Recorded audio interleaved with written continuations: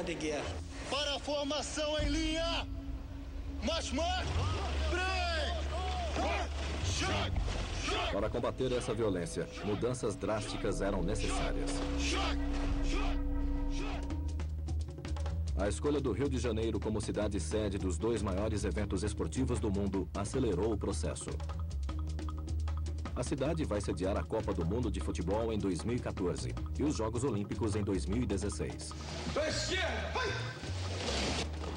Ao escolherem o Rio de Janeiro como sede da Olimpíada, sem perceber, o mundo deu a maior oportunidade do Rio de se tornar uma cidade segura.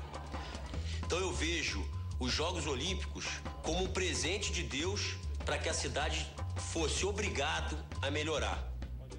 Eu acho que antes das Olimpíadas a gente já terá um novo Rio de Janeiro. Já tá 8, 9, 2, 3, fora de forma, Márcio. Então não dá para convidar as pessoas para virem para o Rio para participarem da guerra contra o crime e dos Jogos Olímpicos ou da Olimpíada. A guerra tem que parar para poder fazer uma festa, uma celebração, um convite às pessoas para virem para o Rio.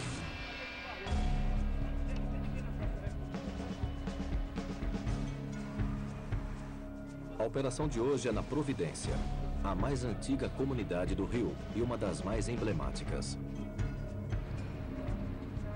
Esta comunidade, localizada no centro da cidade e perto do porto, sempre foi um dos lugares mais perigosos do Rio de Janeiro.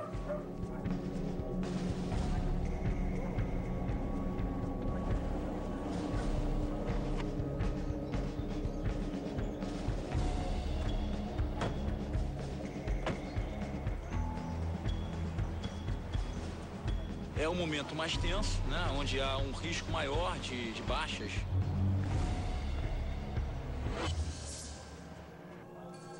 A patrulha, no momento, avistou um ali na Pedra Lisa. Os policiais avançam em direção ao ponto mais alto da favela. E encontram uma casa de aparência suspeita. Patrulha! É um lugar ideal para uma emboscada. Se houver homens armados lá dentro, as forças de segurança serão um alvo fácil.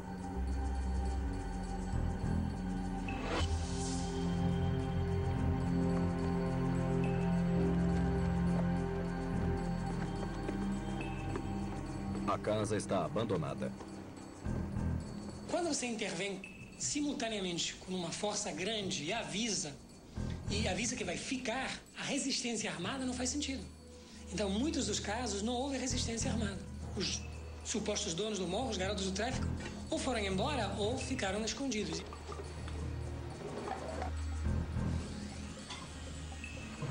As forças de segurança procuram armas e munição.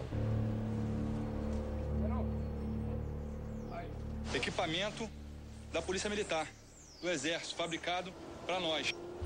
Que a polícia chegue e seja recebido a tiros por outros traficantes, ela vai reagir e vai haver o confronto. A questão do confronto não é o maior problema. O problema é você ter o confronto e não ocupar. O grande diferencial de hoje é que a polícia, após esse confronto, permanece.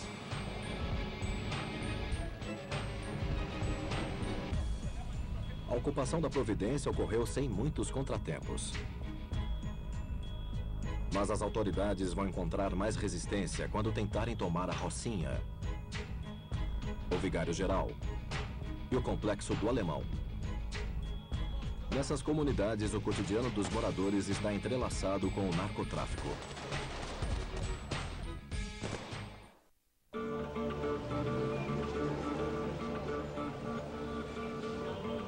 Schneider entrou para o tráfico de drogas quando ajudou seu irmão Wellington a resolver um problema com outros traficantes. Mas depois que entrou no sistema, Latino começou a galgar posições no tráfico em Vigário Geral. Devido a meu fácil jeito de me comunicar, que eu consegui uma posição muito favorecida de gerente de droga. É um cargo bastante desejado, né? E com o tempo, rapidamente tornou-se o gerente de 5 bairros diferentes e respondia diretamente ao dono do morro. Depois do dono, era a minha posição.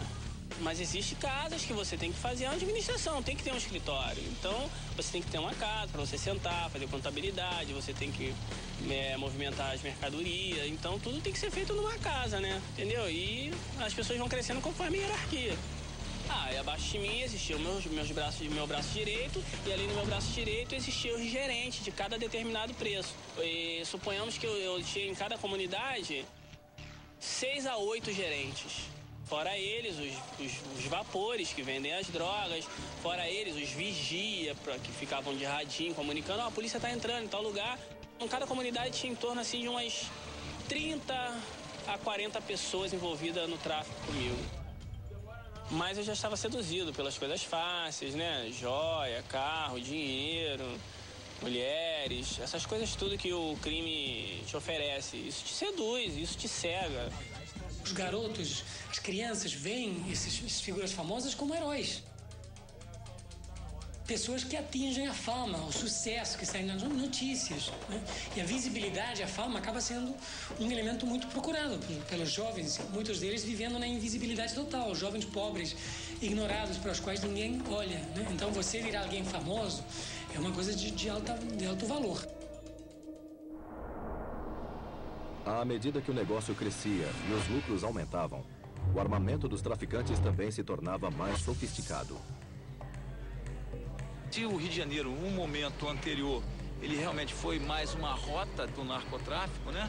Passava-se pelo Rio de Janeiro, o preço da cocaína ainda não era muito acessível para essas comunidades. Com a queda do preço da cocaína no mercado ilícito, aqui, além de uma rota, né, ela acabou tendo um mercado consumidor interessante. Isso produziu poder aquisitivo para esse tipo de marginais. E com um poder aquisitivo logo depois vieram as armas. As armas mais pesadas, as armas típicas de guerra mesmo. Mudou muito, mudou muito. Eu me recordo que em 1992 para 93 foi quando chegou o primeiro fuzil em Vigário Geral. Até então era 38, 9mm, 45, metralhadora, uma escopeta calibre 12. Então, quando veio os fuzis para o Rio de Janeiro, as coisas começaram a ficar mais violentas. O tráfico de droga, acho que começou a ter um poder maior do que o poder público. E o traficante, quando a polícia apresenta um novo fuzil, vai e importa o outro fuzil mais novo. E essa corrida armamentista chegou hoje a esse ponto em que os traficantes andam com granadas. O poder de fogo foi aumentando. Passamos a viver uma guerra civil. Isso provoca muitas vítimas, muitos deles criminosos, outros inocentes, balas perdidas. Provoca abusos aos direitos humanos, casos de execuções sumárias.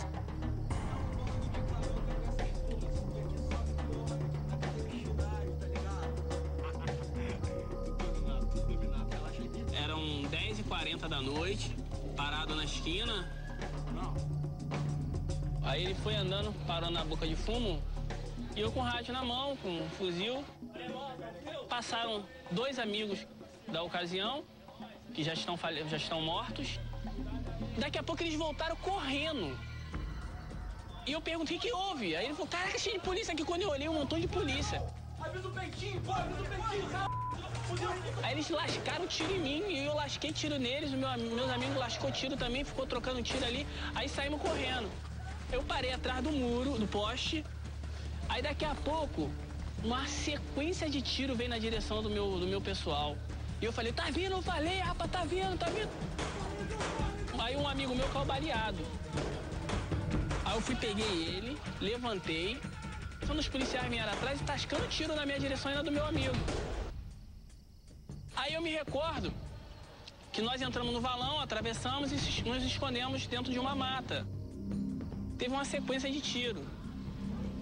Meio que seguidos assim, pá, pá, pá, pá, pá, aí pá, pá. Aí eu, rapaz, esse tiro é matando alguém. Pá, pá, executando. A gente fez uma pesquisa que a gente mostrou que nos anos de 93 a 96, mais da metade das vítimas mortais em confronto com a polícia tinham pelo menos uma bala pelas costas e pelo menos uma bala na cabeça. Às 8 horas da manhã, eu saí de lá e vim em Vigário Geral de carro. Aí eu encontrei uma menina que falou, Chinaz, graças a Deus que você tá vivo. Disseram que você tava morto com teu irmão. Eu falei, morto com meu irmão? Que história é essa? Meu irmão tá morto? Falou, teu irmão tá morto. Eu falei, não tá nada, tá maluca, não tá não. Meu único irmão, meu irmão caçula, 18 anos de idade. Foi horrível aquele dia. A morte de seu irmão e o tempo que passou na prisão fizeram com que Latino deixasse o mundo das drogas. A maior parte da minha vida no crime foi na cadeia, né? Foram 10 anos e 4 meses e 3 anos aqui na Liberdade, né? Mas 3 anos no tráfico, no Rio de Janeiro, é muita coisa. Porque você vê jovens aí entrando no tráfico de droga no Rio de Janeiro, morrendo um dia. Naquele dia que ele entra, ele morre. Mas Schneider é uma exceção. A maioria dos traficantes nunca renuncia à carreira criminosa, especialmente aqueles que controlam grandes territórios. Como o traficante conhecido como Nem da Rocinha. Lu Ferrante, com um novo episódio de No Mundo do Crime. Em El Salvador, é um dever matar um membro de outra gangue. Quando tinha 10 anos, matei pela primeira vez. Os bandidos têm orgulho do que são. E se você tiver que escolher entre a máfia e a sua filha, com quem ficaria? El Salvador tem uma das máfias mais violentas e perigosas. E os policiais têm medo das gangues os matarem. Estreia No Mundo do Crime, El Salvador. Quinta, 4 de abril, às 11h10, só no Discovery. Tá ouvindo isso? Os chineses estão de volta. Isso aqui tá sendo um pesadelo absoluto. Novo episódio, Ouro Selvagem. Terça, às 10h20, só no Discovery.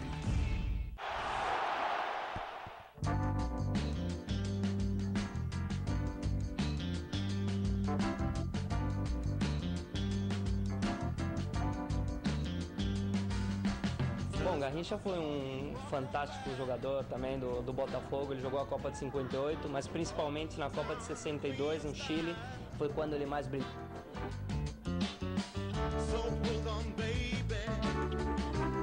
O Pelé se machucou no começo do campeonato e toda a responsabilidade ofensiva do time caiu sobre Garrincha, que demonstrou não só ter um drible fantástico na ponta direita, enganar completamente a todos os laterais esquerdos rivais, mas também mostrou ser muito efetivo de cara ao gol. É um jogador que fez muitos gols com a perna direita e com a perna esquerda, inclusive até gol de cabeça, apesar de ser um jogador bastante baixinho.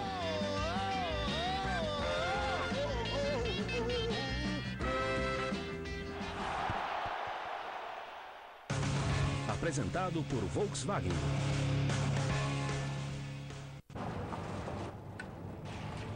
Cara, esse carro aqui tem um motor. Se liga, você pisa, ele responde, ó.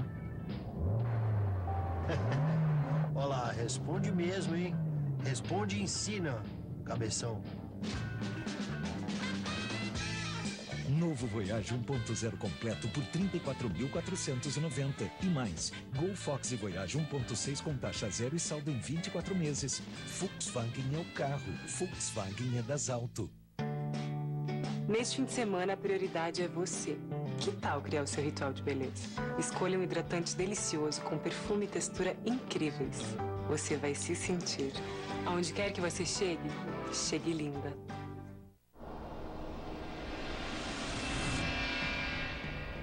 Dono da Rocinha, Nem se tornou um dos traficantes mais procurados do Rio de Janeiro.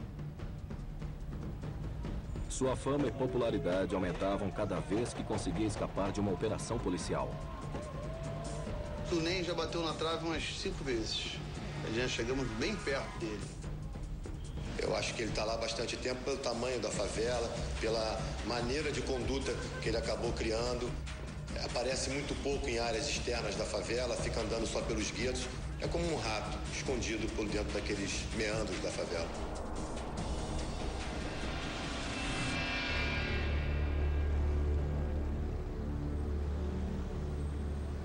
A captura de Nem exigiria das autoridades de segurança pública uma operação de inteligência minuciosa e exaustiva para entender como sua rede criminosa funcionava dentro de uma comunidade do tamanho da Rocinha. Foi passada para a nossa equipe a missão de investigar a favela da Rocinha e descobrir todos os seus meandros, descobrir de que forma que eles atuavam descobrir por que essa favela detinha grande parte do tráfico do Rio de Janeiro. São redutos em que o tráfico está muito enraizado, não são fáceis as operações nesses redutos, não é fácil você ter informações lá de dentro. Não há como se fazer se não tiver tecnologia, né? Se não usarmos escutas telefônicas, interceptações de todo tipo. Quero a parada hoje, irmão. A primeira começou através de um provedor de internet, no qual as pessoas se falavam e através daquele provedor acabou se passando telefones celulares. Já que você quiser falar comigo, fala com o número tal. E a partir dali, a gente começou a abrir, na verdade, uma teia, uma enorme teia de ligações entre pessoas. Familiares ligados ao tráfico, outros não. Na verdade, eles, por mais que saibam do monitoramento, eles têm que falar. Então, eles acabam falando e acabam se comprometendo cada vez mais dentro do sistema, dentro de todo o contexto do tráfico na determinada localidade. E é assim que a gente acaba entendendo o comando dessa pessoa. Já é. Para poder mapear determinadas áreas. E para poder entender o que a gente, na verdade, está ouvindo. Passaram-se vários meses antes que o grupo de inteligência do Rio decifrasse como funcionava a estrutura chefiada por NEM na Rocinha. Na verdade, eles são um grupo pequeno dentro de uma sociedade muito grande.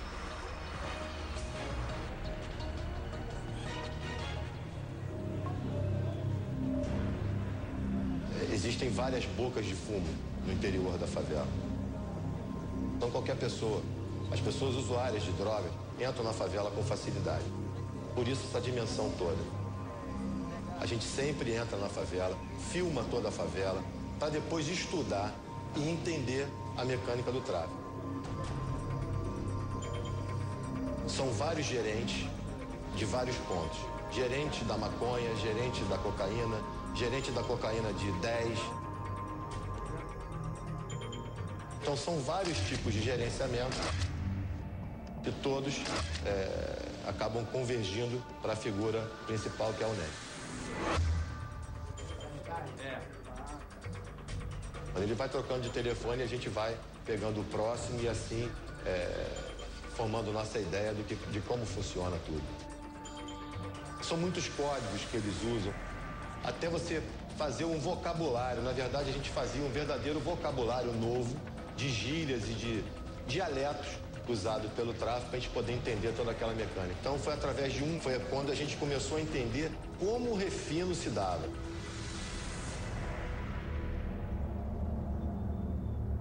A polícia sabia que a Rocinha era um dos pontos de venda mais importantes para a cocaína. Mas a investigação também detectou refinarias de cocaína dentro da favela.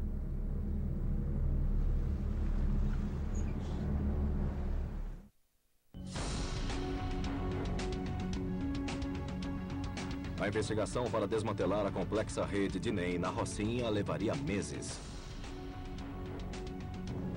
Mas a maior comunidade do Rio não era o único objetivo das forças de segurança pública. Outros grandes centros de narcotráfico foram escolhidos. Desde o início desse projeto, os indicativos e os índices são animadores, o que nos faz pensar que na medida em que nós nos mantivermos firmes, em 6 anos ou em 4 anos, nós teremos dias muito melhores no Rio de Janeiro do que já se viveu. O Morro Santa Marta tem mais de 6.000 habitantes e faz fronteira com Botafogo, um bairro de classe média.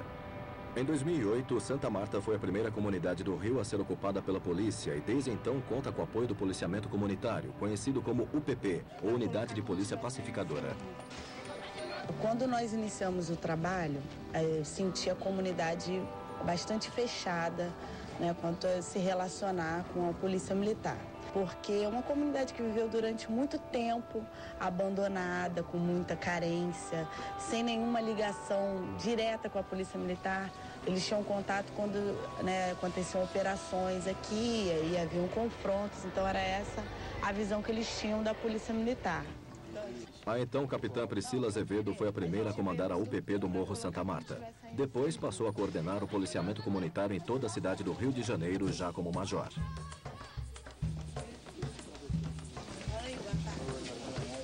Até no fato da gente dar bom dia, e às vezes a gente não tinha uma resposta, uma cordialidade. E hoje, sem dúvida nenhuma, a gente já tem uma melhora significante. E isso aí tende a melhorar a cada dia. A própria comunidade já vê o nosso trabalho, nossos objetivos e sabe que é o melhor para a vida deles. E os índices estatísticos nessas localidades, nestas micro-regiões e no entorno delas, eles são muito bons, são muito animadores.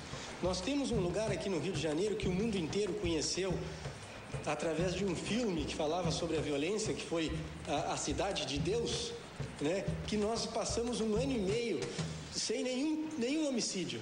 Tivemos um homicídio que não foi um homicídio ainda onde se usou arma de fogo, porque não tem mais arma de fogo lá.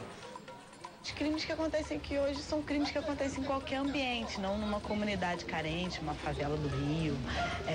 Briga de casal, briga de vizinho, alguém teve alguma coisa furtada na sua residência, mas homicídios nós não temos mais. O Rio se propõe a formar milhares de policiais comunitários antes da Copa do Mundo de 2014 e das Olimpíadas de 2016.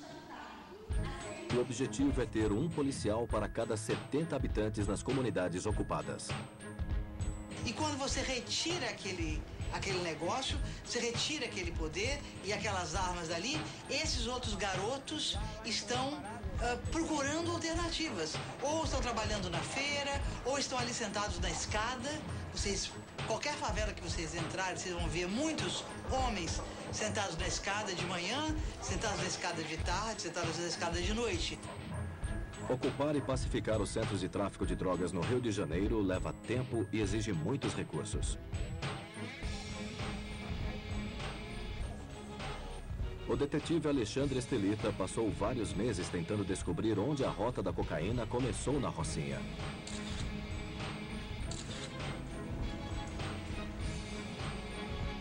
O processo de refino de cocaína necessita da pasta base, que vem dos nossos países vizinhos, produtores de cocaína, pasta base.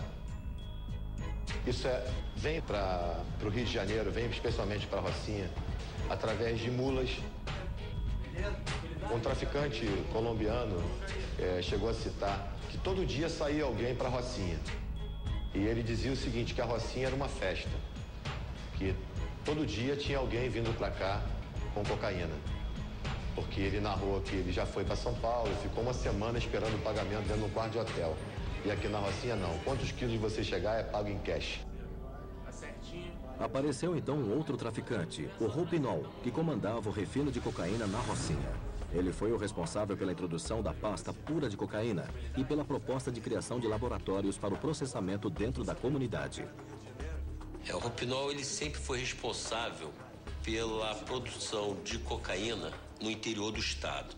Há aproximadamente 2 anos, ele veio para o Rio de Janeiro, se instalou no Rio de Janeiro buscando um abrigo mais seguro, a que mais vende, a mais lucrativa, a Rocinha.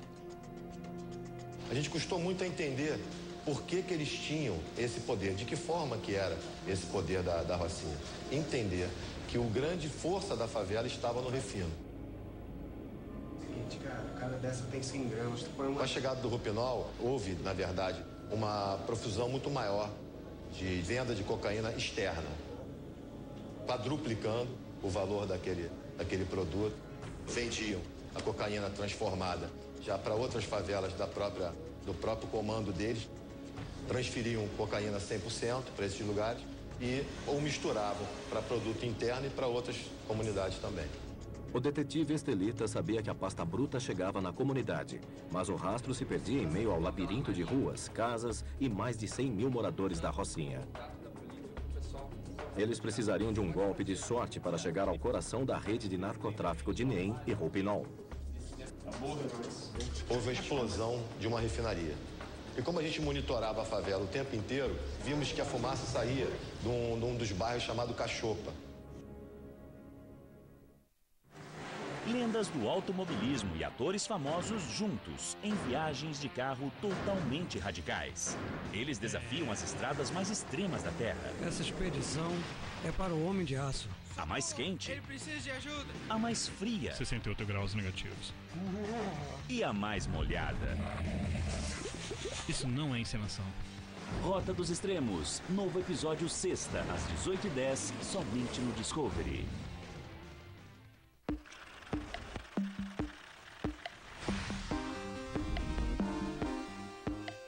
Eu comecei a me interessar pelas questões ambientais desde pequenininha. Eu resolvi tentar reverter os problemas que o homem causa. Eu tenho uma ferramenta que são as cascas de banana, que é algo que pode ser usado por qualquer indústria para descontaminar a água e dessa forma impactar menos o meio ambiente e os animais e tudo que depende da água. Os maiores perigos hoje em relação ao meio ambiente é a falta de saneamento básico. A pessoa não tem tratamento de esgoto, não existe água tratada em suas casas, então isso é muito básico. Se a pessoa não tem uma água de qualidade, nem o cérebro dela funciona bem. A água para mim é tudo, para todo mundo, né? Não é só para mim. Não dá para inventar uma água nova, não existe substituto para a água. E essa é uma questão emergencial do meu ponto de vista. Quando eu comecei a estudar as cascas de banana, me chamavam até de Carmen Miranda da química. A banana é uma fruta muito simples, é uma fruta comum, está na mesa de todos os brasileiros.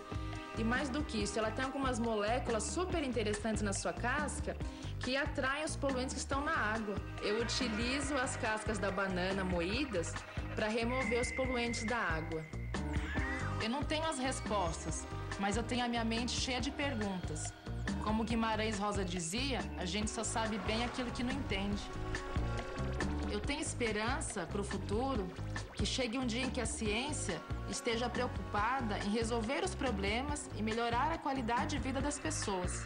Eu só espero que esse tempo chegue logo. Esse tempo é agora. Até quando nós vamos esperar? Eu sou Milena Boniolo e eu sou cientista.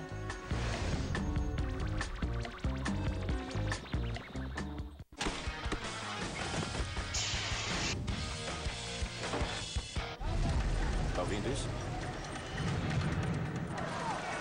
Os chineses estão de volta. Isso aqui tá sendo um pesadelo absoluto. Novo episódio, Ouro Selvagem. Terça, às 10h20. Só no Discovery. Havia uma presença sinistra na casa que queria nos machucar.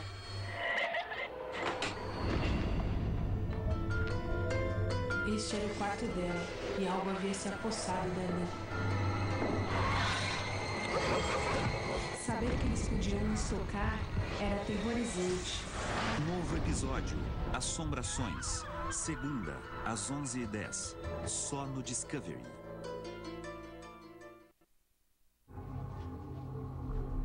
Um acidente levaria a polícia do Rio de Janeiro a descobrir um dos principais laboratórios de refino de cocaína na Rocinha.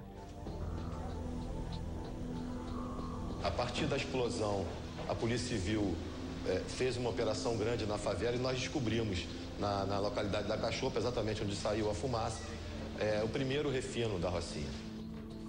E havia cocaína sendo refinada, em pleno processo de refino, e nós começamos a partir dali a entender boa parte de como a coisa funcionava. Encontramos ali alguns produtos químicos, uns controlados e outros não. Foi ali que a gente começou a entender de que forma que eles trabalhavam. Por que a Rocinha gerava tanto dinheiro? Porque se não tem produto químico, não tem refino.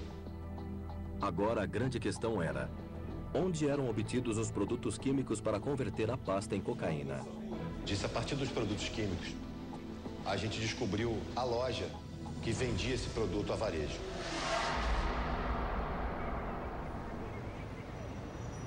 Então a gente passou a fazer uma observação daquela loja.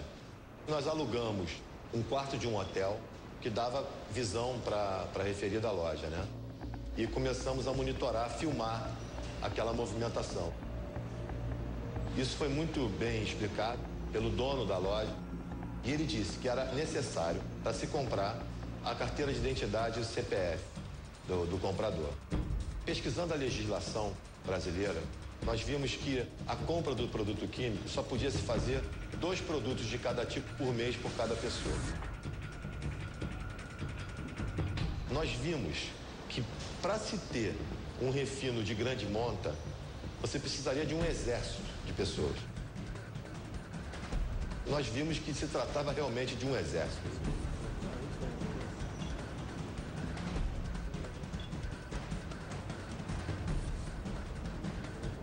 Paramos num determinado momento porque a gente viu que aquilo era uma coisa que não teria fim.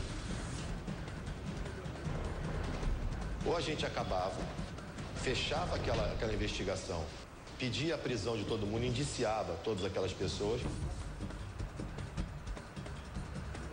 E o quebra-cabeça de todo o tráfico da Rocinha começou a se fechar.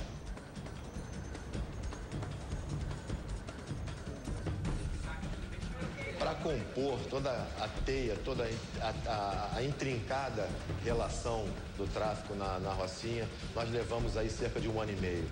1 ano e meio para entender as gerências, os postos de comando, quem trabalhava na boca, quem prestava conta, quem era da indolação, quem trabalhava no refino. Mas foi cerca de 1 ano e meio para a gente fechar a teia da Rocinha.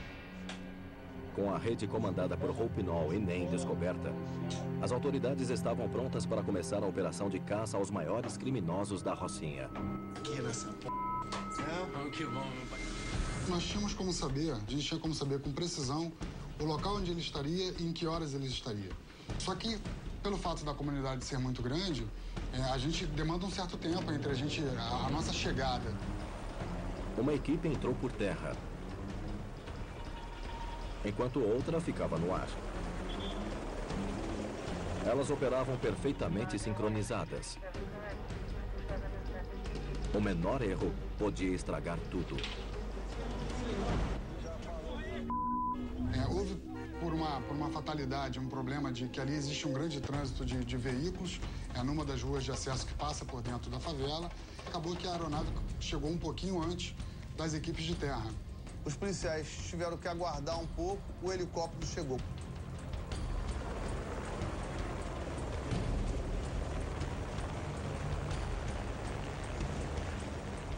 Quando o helicóptero chegou fazendo barulho, ele fugiu. E por uma razão única, exclusivamente de sorte, ele estava junto dentro desse grupo que a gente conseguiu se defrontar. Ele, por uma razão de sorte, por uma razão qualquer, ele simplesmente resolveu desviar o caminho dele.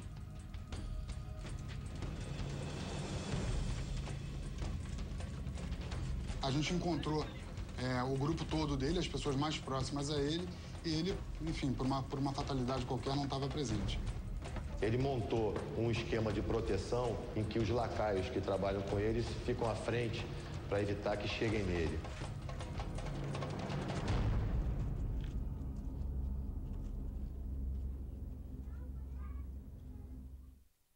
Lu Ferrante, com um novo episódio de No Mundo do Crime. Em El Salvador, é um dever matar um membro de outra gangue. Quando tinha 10 anos, matei pela primeira vez. Os bandidos têm orgulho do que são. E se você tiver que escolher entre a máfia e a sua filha, com quem ficaria? El Salvador tem uma das máfias mais violentas e perigosas. E os policiais têm medo das gangues os matarem. Estreia No Mundo do Crime, El Salvador. Quinta, 4 de abril, às 11h10, só no Discovery. O que você faria se tivesse que sobreviver sozinho na natureza selvagem? E ainda tivesse que se filmar? Sem comida. Sem abrigo. Com medo. Eu tô ficando com muito medo. Descubra como pessoas sem treinamento sobrevivem. Sozinhos na selva. Só no Discovery. Sozinhos na Selva, oferecimento Novo Palio, sempre do seu lado. Eu compro no Decolar.com e milhões de brasileiros também. Escolha a sua oferta e aproveite. Ofertas incríveis de hotéis internacionais. Confira! Só no Decolar.com. Hotel em Orlando, 4 estrelas, a partir de R$ 38. Hotel em Buenos Aires, 3 estrelas, a partir de R$ 65. Hotel em Lisboa, 4 estrelas, a partir de R$ 103. Nós compramos no Decolar.com. E você? Decolar.com. Chegaram as bebidas super geladas do McDonald's. Smoothies, uma combinação de frutas de verdade para você curtir de verdade. Novos smoothies do McDonald's. Experimente.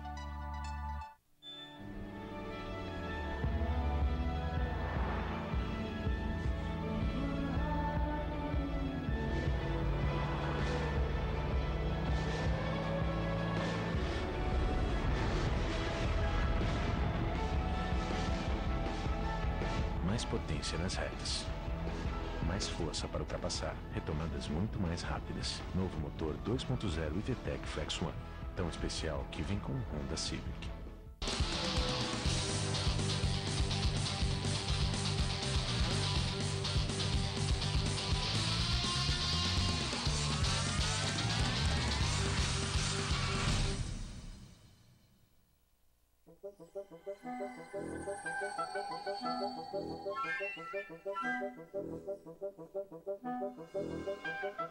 Hoje em dia se diz seriamente que talvez o nosso futuro evolutivo, ou seja, o futuro da humanidade, vai ser uma mistura entre o homem e a máquina. Isso, de uma certa forma, acontecendo.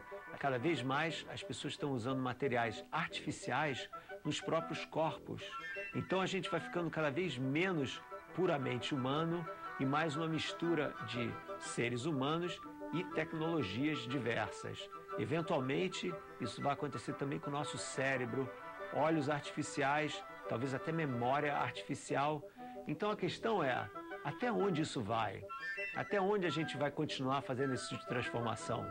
Será que eventualmente nós vamos criar o nosso futuro evolutivo? Ou seja, será que eventualmente nós vamos criar uma nova espécie que não é mais como nós somos, mas que é o futuro da humanidade? Esse tipo de questão, ninguém tem uma resposta. Mas, se eu tivesse que apostar, pensando no que está acontecendo no momento, eu diria que sim. Que daqui a 200, 300 anos, quando a gente olhar para trás, a gente vai olhar para o mundo de hoje como sendo um mundo de carne e osso profundamente atrasado.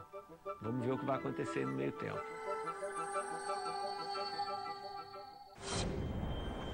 Sua mensagem de amor e vida eterna mudou o mundo para sempre.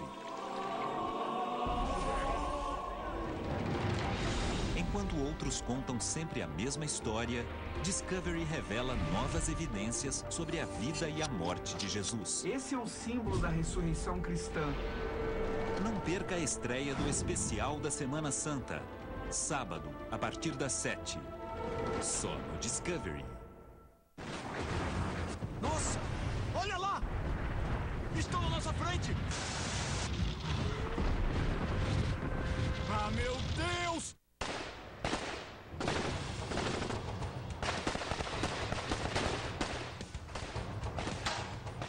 Numa das várias operações na Rocinha em 2010, o traficante conhecido como Roupinol foi morto enquanto tentava fugir.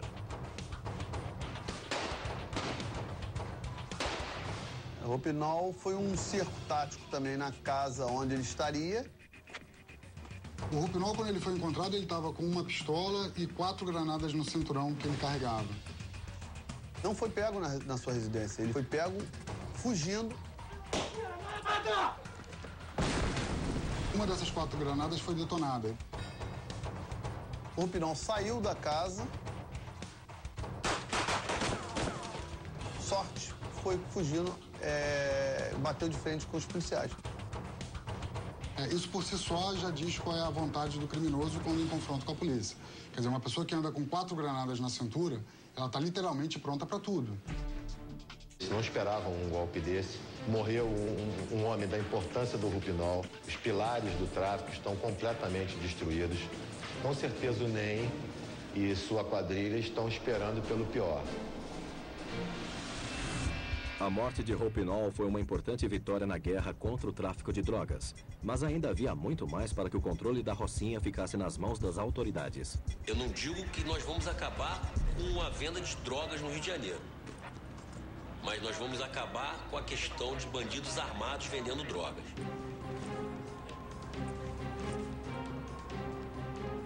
As operações de ocupação dos centros de tráfico de drogas no Rio de Janeiro continuam até hoje. Nos últimos anos, as forças de segurança do Rio, com o apoio do Exército, têm protagonizado algumas das operações mais ousadas já vistas no Brasil.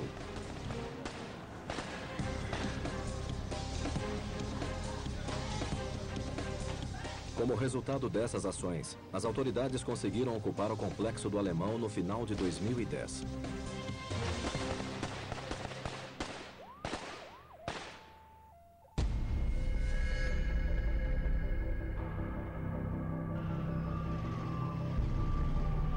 E um ano depois, a polícia capturou o traficante Ney na Rocinha, enquanto tentava fugir no porta-malas de um carro.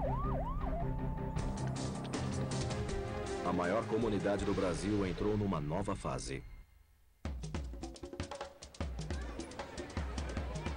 Ter cada comunidade ocupada e pacificada é parte do compromisso do Rio para ser uma cidade mais segura antes dos grandes eventos internacionais que tem pela frente.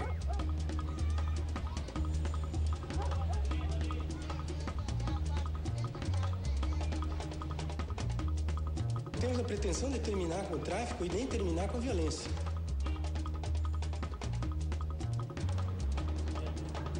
O tráfico, enquanto tiver pessoas que usam drogas, vão existir. A violência é do fato social. O que nós estamos fazendo é quebrando o paradigma de território dominado por armas de guerra. Desde o início desta estratégia, 18 comunidades já foram inseridas no processo de pacificação. Eu acho que a tendência vai ser uma vaporização para fora da capital do Rio de Janeiro, para fora das favelas cariocas. Você tem muitas grandes cidades com mais de 100 mil habitantes. Acho que a tendência vai ser a busca de negócios fora do Rio. A principal questão que nós nos perguntamos hoje no Rio de Janeiro é se é o início do fim dessa era de poder paralelo, de grupos armados ilegais mandando em territórios determinados no Rio de Janeiro. Em fevereiro de 2011, o chefe da Polícia Civil do Rio, Alan Turnovski, renunciou diante da suspeita de vazamento de informações sobre a Operação Guilhotina. Essa operação levou à prisão de dezenas de policiais envolvidos no tráfico de drogas e armas. Versão brasileira, Tempo Filmes, São Paulo.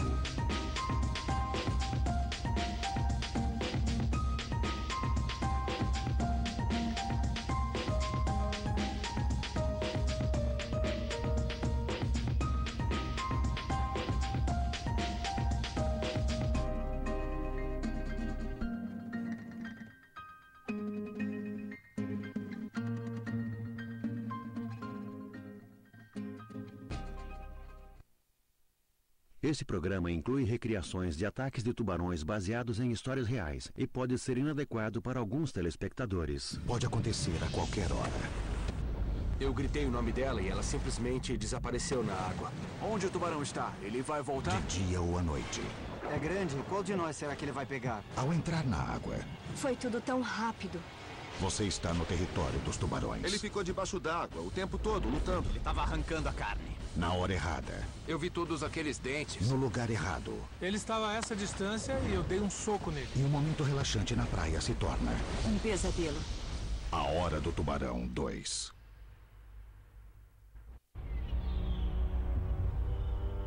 Quando o sol nasce na Gold Coast da Austrália, os maiores predadores do oceano estão famintos pela próxima refeição. Nestas águas mornas, o tubarão branco é raro. O tubarão-tigre e o cabeça-chata são os grandes caçadores daqui. Eles comem de manhã, bem à luz do dia. E nesse momento, um surfista pode ser facilmente confundido com uma foca, uma tartaruga marinha ou um peixe grande, os alimentos preferidos de um tubarão. Eles usam os dentes para testar o alimento e, como não têm mãos, eles usam os dentes para tocar as coisas. É assim que acontecem os ataques de tubarão. Eles são animais muito curiosos. Tanta curiosidade pode matar um surfista. praia de Dreamtime fica escondida em meio às rochas vulcânicas, no sul de Brisbane, na Austrália. Surfistas corajosos vêm aqui para escapar da multidão. É um lugar lindo, um pouco remoto, tem boas ondas, mas também tem muita vida selvagem. E os ventos que sopram da praia criam ondas perfeitas. Acho que é a melhor experiência que se pode ter no surf. Até janeiro de 2009, na metade do verão australiano, já haviam ocorrido 4 ataques de tubarão. Um deles fatal. Mas Jono, Justin e Chad surfam em Dreamtime pelas manhãs há muito tempo e se sentem seguros aqui. Quem vai cedo pega as melhores ondas. Deus ajuda quem cedo madruga. O mesmo se aplica aos tubarões que vagueiam pela costa. Deus ajuda o tubarão que cedo madruga. Os animais noturnos estão indo dormir e os animais diurnos começam a sair. E quando a lua está cheia, como hoje, os predadores sabem que os recifes estarão cheios de vida. A gente sabe que alguns peixes gostam da lua cheia para desovar, então eles são muito abundantes em certas áreas